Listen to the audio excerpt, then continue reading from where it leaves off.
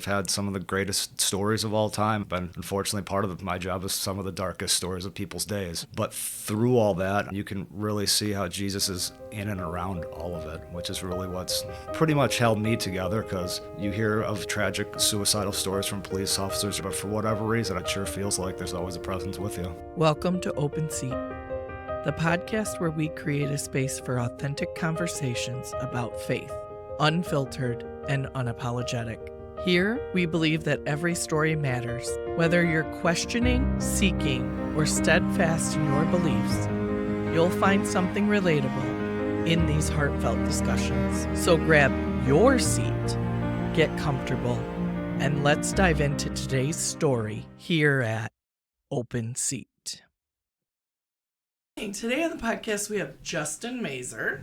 Why don't you just tell us a little bit about who you are? Well, it's a pleasure to be here. And I think I'd ever be here, but like you said, my name's Justin Mazur. I'm not from the Adrian area. My wife's name's, Brooke Mazur now, before Brooke Kirkendall. She comes from part of the Marvin family, so really ingrained into the area. I grew up in the Metro Detroit area. Mother, father, 2 brothers.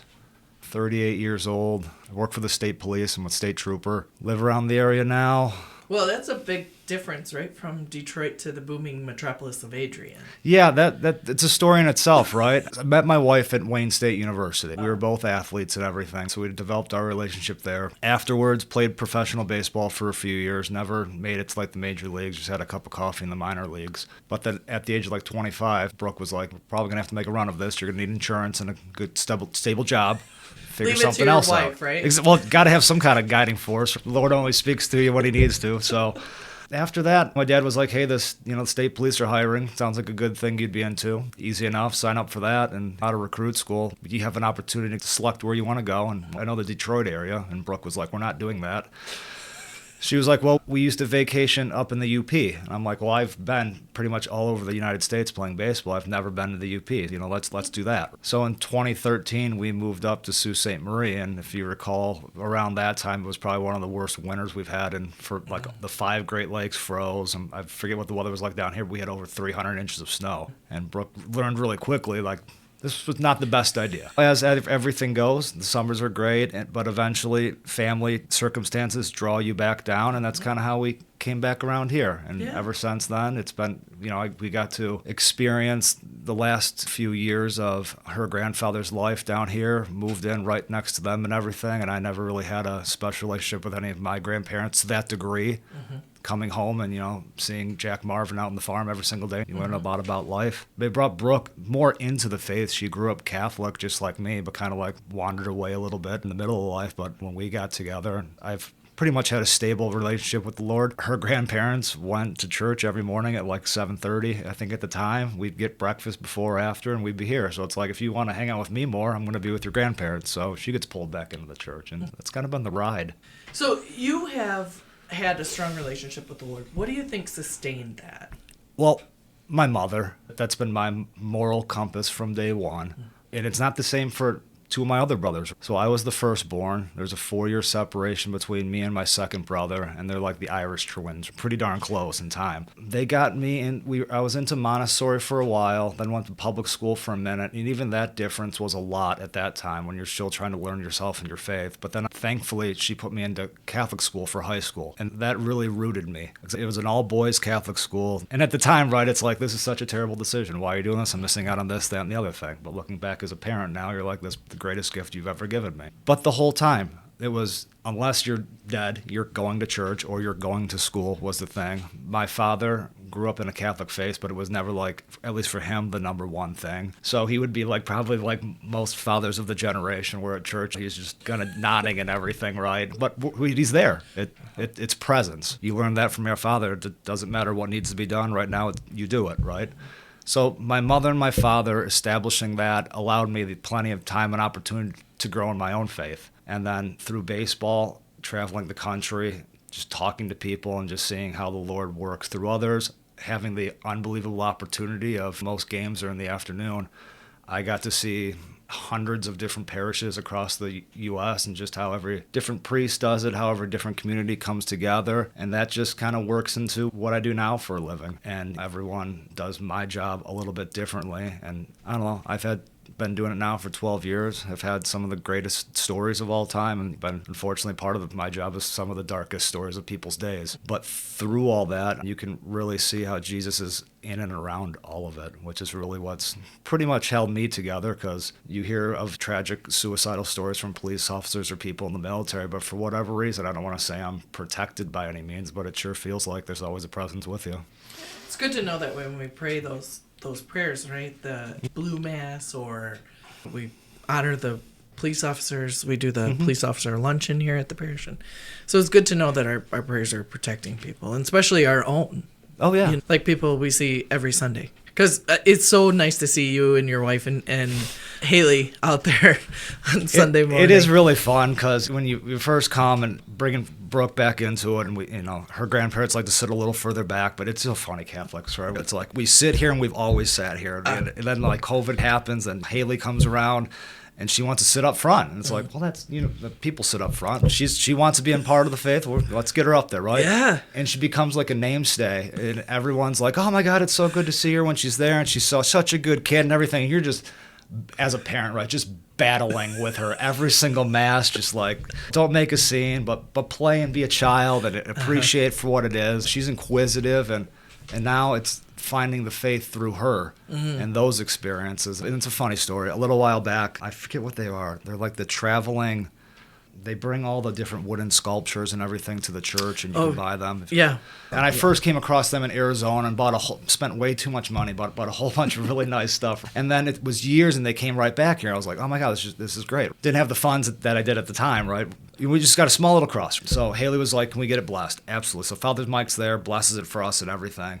And again, finding the faith through your kids. We're outside. We live on a few acres, let the dogs run all around. We're just right outside of Adrian. But we have family like a little ways down the hill. And didn't know they were outside. Brooke's cousins were outside, and their nephews were outside. Did not know they were just petrified of dogs. So dogs are running all around, big dogs, right? A Newfoundland and everything, a German Shepherd, and they're just having a blast. And I'm outside burning stuff, not paying any attention to anything. And then all of a sudden the dogs lock onto them and start running at them. And in the moment I'm like, this is not good, because I could hear Brooke's cousin yelling like, stop your dogs, and they're heat-seeking missiles. So in the chaos that is, Haley, and just the infinite wisdom of the Lord, like, just goes, Dad, I got this, right? And she has her cross in her hands, and she just raises her hands up like this, and the dogs just come to a halt. Oh. And I'm like, in the moment, right, this is just how I've always been in my life and everything. I'm just like, you just thank you, right? I'm not going to question anything. It's just really odd. I could yell as much as possible. They'll stop every now and then, but not like that, right? Yeah. But just in a dime. So she brings her hands down, everything, looks over and goes, you're welcome. And just like walks away. But that's the pureness of, honestly, just believing in what she has in her hand and what it means and everything, right? And that's always the inspiration of seeing and believing in your faith through like the heart of a child, that you can do something and that pray or ask something and the prayer will be answered. It might not be the answer you want and everything, but something will occur if you believe in it that much. That was one of my funniest, but truest examples that I've seen recently and experienced. Yeah, it's incredible, the faith of a child. I get to see it a lot, and it's a blessing. But what you're doing and everything with just the catechism, and Haley goes to the Christian school around the corner at LCS, and just her search and pure understanding of Jesus, God, and then all the fun questions they ask, because they're searching for it. And just as any child, they ask you question after question after question, you're kind of losing your mind, but it allows you to go on a mission, a search of your own faith. And it's like, wow, I understood that one thing, but maybe not down to this degree. It's like, well, I want to provide my child an answer, so then you start looking for answers. It's really a gift to be able to look through a kid's eyes, right? Because they just see things from a whole different perspective. Even height-wise, they're looking at things at a different perspective. And I'm grateful that your wife helps, because she's helping teach too. So, that's wonderful to see. It's the same thing, because like I said, she's on her own journey as well, because she didn't finish her faithful upbringing as well. It came to like a certain point, and she was an athlete like me and kind of fell into it. So when we got married at the exact same time, she had to go through confirmation. So we came in, I think Father Sean was here at the time and helped out with that whole process. And through then, every chance she gets, she's like, hey, I kind of think I want to maybe help out with the faith organization, which is absolutely, like my mother did that. Like she was the one that did all of our stuff, and that helped my upbringing, and it's only going to help Haley, and I know you, and it's only going to help what you can bring to everybody else. Yeah. So by all means, if there's a calling, answer the phone. Well, that's a really great way to say that, because I think most people like pretend like it's disconnected. Yeah. I've heard beautiful things. So for the state police now, like I teach defensive tactics, how we can protect ourselves and how we can protect others, and when needed, put people under arrest. But part of all that is searching for like, how does human behavior come about? What is decision making like? And I've gone down like a scientific rabbit hole as well, but my faithful understanding has always been in and around there. And with all that, there's like the little voice in your head. And just through all my reading, I firmly believe the little voice in my head is just the Lord talking to me at all time. Because what other part of you would tell you when something's like right or wrong? You're not going to tell yourself it's wrong. It's the Spirit just speaking through you. And ever since I've either heard that, it made more sense to me and everything. You're like you said, your perspective just starts changing, and it's like, well, if I truly believe with what that is, it makes not everything easier, but everything's just more simple. There's a lot of hard things in life, but if I truly believe like there's a whisper right there, and if I believe that is the Lord calling and trying to direct my actions forward, it's like, that was easy. Go that way. The hard part of that is like choice. Well, not now. Do I want to? So actually taking the step, right? Mm-hmm. Do you think your faith plays an integral part in your career? Oh, I mean, absolutely. Being a quote-unquote like good person is a very difficult thing to do. There's different meaning in that for everybody else. So I believe that's where the element of choice comes from. But if I believe each and every single one of us is made in the image and likeness of Christ, well, then the person across from me is Jesus. Mm-hmm. And if I go about that, no matter what the day is, at least if that's my frame and perspective, and I know if I'm wearing a uniform, no one knows Justin. They're just looking at the officer before them. It's not a personal relationship, but I can at least personalize it through Jesus. I've been surrounded or protected, however you want to say it and everything, and been in some stressful situations, but thankfully there's always been at least a way through it. And a lot of the times is just because of that. And it's like, okay, this is the task I have before me. Nothing crazy is going on where I need to take an immediate step to do anything. Let's talk to somebody or allow this to happen. As long as it's not interfering with the greater public, that's really only what a lot of people want. And I could probably speak for almost most of the people in my profession, or at least all of them. A lot of the times afterwards, people thank us for everything. I've had the amount of grown men who have cried in front of me, just because you'll go to people's houses because they're dealing with, marital issues, relationship issues, children, and those are the things that mean the most. And obviously the behavior that is driving all that, for the good or the bad, there's a root of that. And that's a root that I've dealt with, that we've all dealt with and everything. But like what we're talking about here, everyone has a story and they just want to be heard. And if I just view it from the lens of, well, I'm speaking with Jesus, and if Jesus would treat me like this, well, that's my opportunity in this position that I'm in now to relate that to somebody else.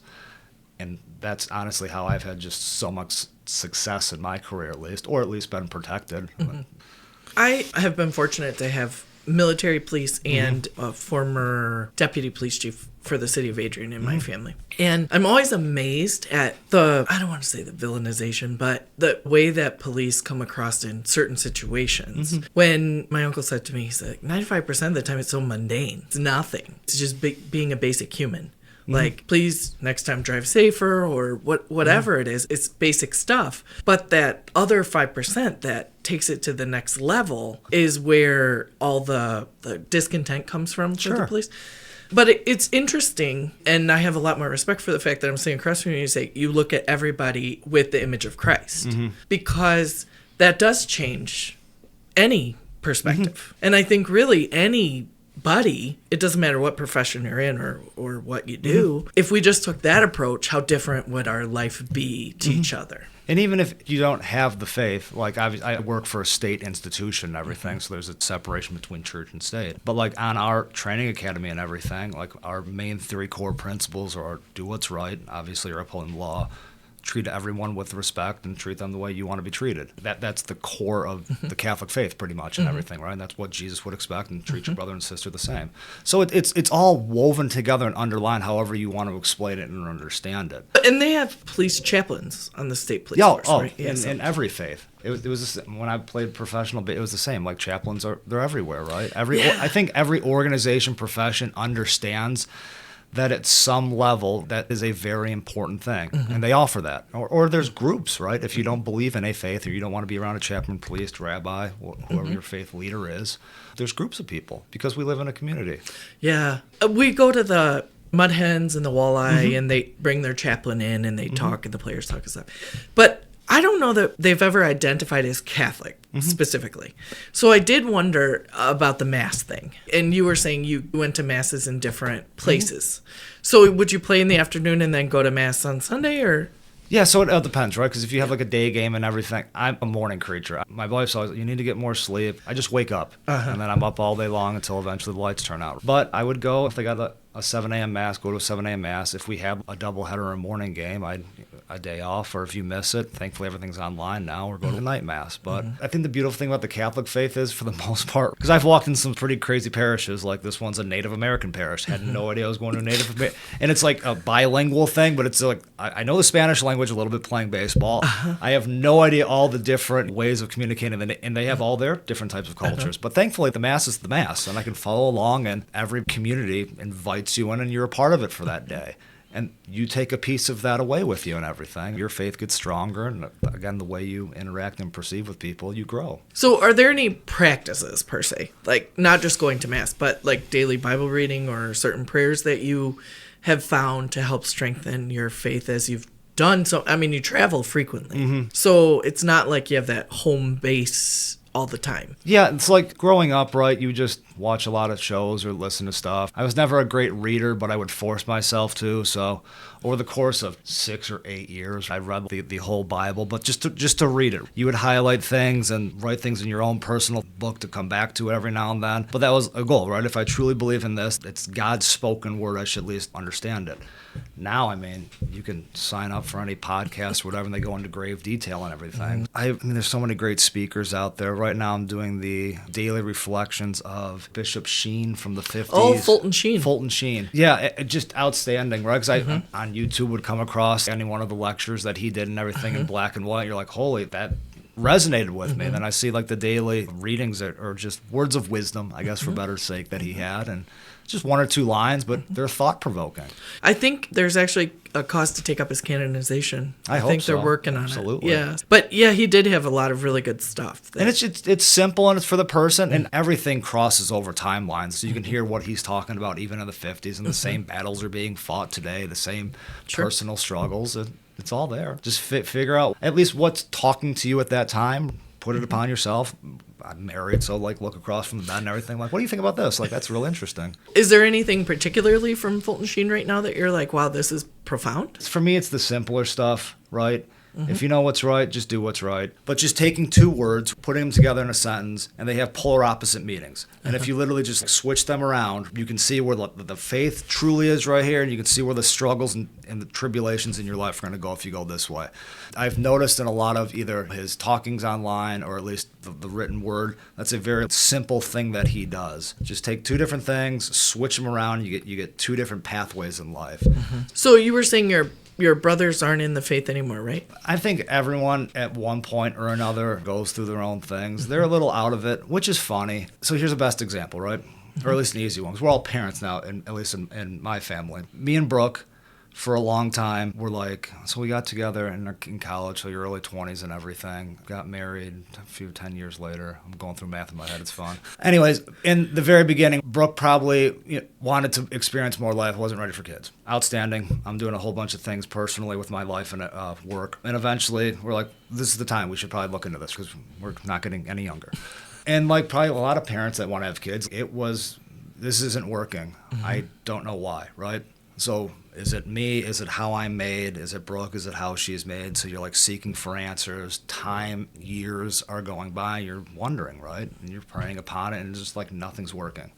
Like I said, we travel around a lot, so we were in Detroit, grew up in Detroit, but we were like downtown. We were there for something, but we went to St. Anne's Cathedral, like running the bridge. Like the Canadian border there, yep. And at the time, I think they've put a lot more work into it, but at the time, it was a pretty decrepit cathedral and everything. We got there like an hour early, because whenever I go to church that I haven't been to, Brooke too, we like walking around looking, seeing if you can run into anybody, right? And we're like, I know who St. Anne is, but what's she the patron saint of? And there's a list of stuff, right? But she's the mother of Mary, and she was the patron saint of mothers longing for children. I'm like, maybe we should start a novena. That would be outstanding. So we like walk in there, write down what we're asking for, a child and everything, put it in the bin, pray, go to mass and everything. 3 days later, find out Brooke's pregnant. And it's like, wow, if it was this easy, if all I had to do was like ask, like, that would have been like a great way. There's faith and then there's action along with it. And then the child's belief and everything. Maybe you're at wit's end or whatever, but like, I'm going to go for that. And that's how Haley came into the world. And it's just another one of at least the examples in my life. So I go back to my brothers. They didn't go to Catholic school. Catholic school's very expensive, right? I had a talent, so my parents didn't have a lot of help for a financial sake, but kudos to them. And looking currently as a parent now, it's like Christian school ain't cheap, but we're going to make sure Haley's in that as well. They sacrificed a lot of career and, going up in their career and everything, promotions, to help me and my brothers out. But because my brothers want to, and everyone lives their own life, but this is like a feeling of mine, public school, you don't have the core of the faith, even though it's like in the family at that age and everything. I mean, your surroundings get a vote. So I'm not saying that's maybe why they strayed a little bit, because if as a family it's like we're going to church on Christmas, they'd be there and everything. But for like the day to day, it's not like a big thing. And then questions come in, people in moments of emotion will say things like, I don't believe. And it's like, so they're going through their own struggles faithfully. One of my youngest brother and his first daughter, not long after she was born, had a severe medical episode where they found themselves in the hospital for like 20 days and searching for answers and everything. I could only imagine when you don't have the core, whatever your core is. For us, obviously it's Jesus and everything, which makes, again, everything I think a little simpler, not easy. They struggled. Like, why is this happening? And there's no explanation for it. And it's the hard part with like the dynamics of the family with this, because I think everyone has the struggle of like, I want to be there for you. I think I have the answers, but you kind of know how that conversation goes in heated moments. You don't want to drive someone further away. And it's just, I've always enveloped it, again, through my father's example of like just presence. Like, you know me, you know what I'm founded on. This is how I live my life. I'm going to be there for you. We might not talk about it, but Jesus works through me or my actions, and hopefully like that's the pull just over time. The Lord will wear you down. I'll be there. I was there in the beginning. I've been there throughout. I'll be there in the end and everything. They'll send you the invitations here and there, urge you, knock on it, I'll give you a longer rope. I think that's the beauty of free will, because it's fun with Haley, right? It's like, Daddy, does everybody go to heaven? And it's like, well, it's a pretty tough question. And she's like, if you don't go to heaven, she knows like the Satan and everything. Like, are you with Satan? And I wish I had like the definitive answer, right? But for the most part, it's like, Haley, if you believe in Jesus, and I don't know when you're going to believe in Jesus, and I think maybe at the last day, maybe you didn't know about him your whole life, and he'll reveal himself to you, and you have an opportunity. Say yes or say no. Here's your call. It wasn't there at the time. It's here now. What are you going to do? If you look at the evidence and you're like, no, and I'm going to hang up, well, there's probably a place for you. But I think it's a choice. It's amazing to me when I've talked to people, especially those who aren't Catholic but decide to make the choice to come into the Catholic Church. They can tell you that throughout the history of their backstory, they have seen the markings of Jesus in different places. And so that is the beauty of free will, but also the downfall of free will. Oh, absolutely. You could take it or leave it. It's the same side of the coin. And I think some of us, most probably, do this on a regular basis, just with our choices every day. Do my choices show that I take Jesus or I leave him? I think you're right. I tend to say it as everyone has to claim their faith for themselves. Like, you grow up Catholic, cradle Catholic, but then there's that point in which mom and dad don't force you to go to church anymore. Do you want to do this for yourself or not? Right? And I think if you don't have the wrestle, I think if you don't have that struggle, then there will come a time later on down the road where it will, and you're going to have a really hard time with that. Oh, it's not even a wrestle sometimes. Sometimes it's a fight. Sometimes it's everything, right? Because like the free will thing, it's like I know the very thing I should do, but then at the same side, I'll continue to do the very thing I hate. I have that constant struggle daily. Some of the times in my life, I've chosen the very thing I hate for whatever reason. And I don't know if it's just everyone does it the same, but like a part of me, you might make that decision. If you stay on the course, that's a continuation of that choice, no matter how long it lasts. But at some point, hopefully everyone has the like, okay, no, that was obviously an error in who I am. And you confess for what you've done for, learn from what you've done for. And then hopefully as easy or hard as you get back on the path. But it's a wrestle, like you said, daily. But I'm looking for anything in my life to make that battle a little bit easier. And it is easier, I think, the more you're out there and through my work and everything, you'll see it all the time in the simplest of answers, right? If I see someone, and Brooke always made it a fun thing, right? Especially when we were up north, because up north there's a bunch of smaller communities, even though Adrian's a pretty much smaller community, right? But you would see people at Walmart or something, because for Walmart's the local watering hole, right? So up in like Sault Ste. Marie, after we've been there for long enough, would just start coming up and talking to me. And Brooke's like, who is that? I've never seen that person before. Oh, I was like, I arrested them 2 days ago or whatever. You know what I mean? She's like, what the heck? Why are they so nice to you? Like, you took them to jail? I'm like, what for? I'm like, do you want to know what for? If I honestly perceive everybody as Jesus, that interaction, good or bad for what needs to be done in that situation, what they take away is a sense of Jesus. So to the point where they see me in Walmart and they don't do something crazy or run away. They walk up to you and ask how you're doing as now a person, because I'm not in a uniform. That speaks mightily. Just about the perspective of everyone before me is Jesus. What has he given me without cost? And then what can I give back? And that's been like the underpinning of how I've done my career and how I've tried to live my life. And it pays back exponentially. It's like, why do I deserve this? I don't deserve any of this. I have a family. I have a house over my head. I have a little bit of money in the bank and everything, food upon the table. Like, that's enough. Because when you compare it to like the rest of the world, and if you look globally, and like there's atrocities going on, you want to be able to help everywhere you possibly can. But unless I don't join the Peace Corps, like I can't go over there and solve that. But what can I do here and now? Pick something you can, put it through this perspective of Jesus, and start. Go. That's a very great way to look at it, right? I mean, we can get overwhelmed easily by the amount of things happening in this world at any given time. And what's amazing is I've been listening to past stories of presidents, and the world has been a dumpster fire all along. Like, you know, I mean, just like they're talking about wars all over all the time. And so I'm like, oh, well, we're not the only ones facing this dumpster fire. Like, this has happened throughout the course of history, and they're still okay. Every problem that is a human has been involved with has been done before. There's a lesson to learn. If you like reading, if you like stories and just talking with someone, great. If you like watching video, it's all there. Just start searching for it, see what it means to you, try implementing it in your life and everything, and you'll be amazed. And obviously, like having the conversation here, if you look at it through the focus of our faith, that's the gift. Honestly, that's how I felt it. Without cost, this was given to you. What am I now going to do with it? I'm grateful. You've shared a lot of wisdom with us today. But if you could give your younger self one piece of advice, well, we could think of it as like Haley's going to listen to this podcast, right? What advice are you going to give her? Right. It'd be like, listen to your father. No, right? Exactly. I try to listen to my father, like listen to your father. But at the time, you don't want to do that. I'm sure there's some things in life you look back on and you're like, wow, I wish that never happened, or I would have done something differently. But I think the part of life is the lessons you've learned. If you're fortunate enough to make it through some lessons and everything, so there's a grain of salt that comes along with that. But I wouldn't change anything about it. I truly believe, I don't know, call it intuition, call it your consciousness, call it whatever it is. If that is Jesus talking to you, accept it for that and don't think twice about it. Because the human side of it is to just like, right? Because I have free will right here. And I can go that direction. And there were multiple times in my life, probably like everybody else, where he spoke and I didn't answer.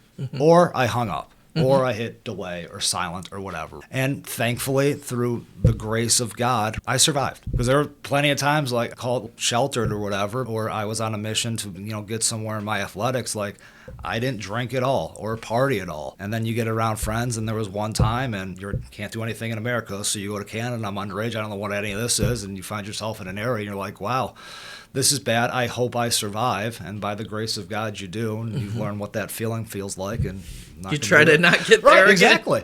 Jesus speaks to all of us in our own way. We're all individuals. For me, obviously, it's the silent but steady voice within me. And I 100% believe that's him, the Holy Spirit, God the Father, Jesus. Answer. Go. He'll be there with you and everything. Open all of the doors before you.